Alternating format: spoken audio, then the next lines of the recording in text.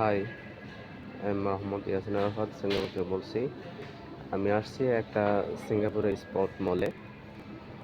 এখানে খেলাধুলার যাবতীয় ড্রেস আপ পাওয়া যায়।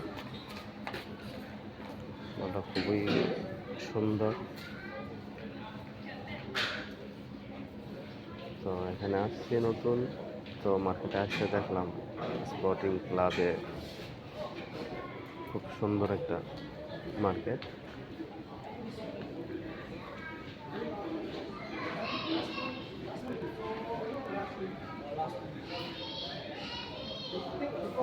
এখানে বাচ্চাদেরও আছে, বাচ্চাদের, বড়দের, বৃদ্ধদের সকলেরই।